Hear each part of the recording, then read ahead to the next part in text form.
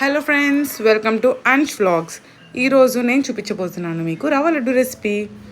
ఈ రవ్వ లడ్డు చేసుకోవడం చాలా సులభం. దీనికి కావాల్సిన పదార్థాలు కేవలం 1 కప్ బొంబాయి రవ్వ, 1/2 cup grated coconut, 3/4 cup sugar, cashews తగినన్ని, నెయ్యి మరియు కొంచెం పాలు. ముందుగా స్టవ్ ఆన్ చేసి కడాయి పెట్టుకోవాలి. కడాయి కాస్త వేడెక్కాక తగినంత నెయ్యి వేసుకొని ముందుగా జీడిపప్పుల్ని కొంచెం గోల్డెన్ బ్రౌన్ వచ్చే వరకు వేయించుకోవాలి. సన్నటి సగం మీద వేయిస్తే బ్రౌన్ కలర్లో వస్తాయి, మరీ ఎక్కువగా మాడవు. మనకి గోల్డెన్ బ్రౌన్ కలర్ వస్తే సరిపోతుంది. మాడితే మళ్ళీ చేదుగా అవుతుంది కదా, సో మాడనివ్వద్దండి. గోల్డెన్ బ్రౌన్ వస్తే సరిపోతుంది.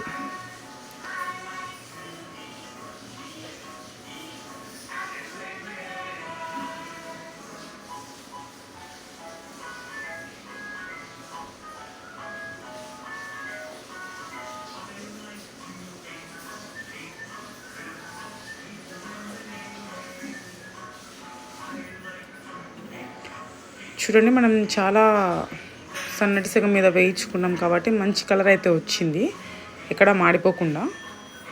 ఇప్పుడు అవి తీసి పక్కన పెట్టుకొని అదే నెయ్యిలో 1 కప్పు బొంబాయి రవ్వ వేసుకోవాలి. ఇక్కడ మేమైతే 1 కప్ తీసుకున్నాము బొంబాయి రవ్వ. బొంబాయి రవ్వని కూడా అలాగే సన్నటి సగం మీద వేయించాలి. పచ్చి వాసన పోయే వరకు వేయించాలి.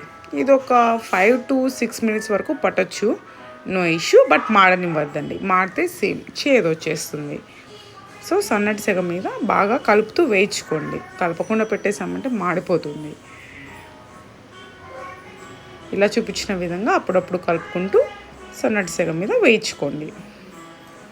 మీకు బొంబాయి రవ్వ వేగితే స్మెల్ కూడా వస్తుంది, మంచి గీతకున్న స్మెల్ వస్తుంది. అలా వేగిన తర్వాత తీసి పక్కన పెట్టుకోండి. ఇప్పుడు మనం ముందుగా తీసుకున్న 3/4 కప్ షుగర్ని కొంచెం కొంచెంగా యాడ్ చేసుకుంటూ 1/2 కప్ ఎండు కొబ్బరి పొడిని అలాగే వేయించి పెట్టుకున్న జీడిపప్పుల్ని కలిపి మిక్స్ చేసుకోవాలి. అంటే కొందరు షుగర్ ఎక్కువ తినే వాళ్ళు ఉంటే ఇంకా కొంచెం షుగర్ అయినా యాడ్ చేసుకోవచ్చు. లేదు మేము అంత స్వీట్ తినలేము అంటే కొంచెం తగ్గించుకోవచ్చు కూడా. స్వీట్ రిక్వైర్మెంట్ అనేది మీ ఇష్టము. అన్నీ కలిపి బాగా కలుపుకోవాలి. చక్కెర అంతా బాగా కలవాలి. ఇప్పుడు మాకైతే ఒక 1/2 గ్లాస్ పాలు పట్టాయండి వీటన్నిటిని మిక్స్ చేయడానికి. పాలు కూడా ఒకేసారి పోయకుండా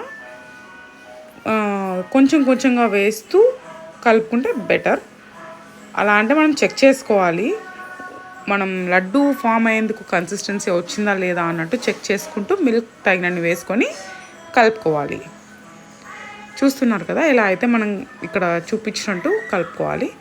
కలుపుకున్న మిశ్రమాన్ని మూత మూసేసి ఒక 15 to 20 minutes పక్కన పెట్టేసేయండి.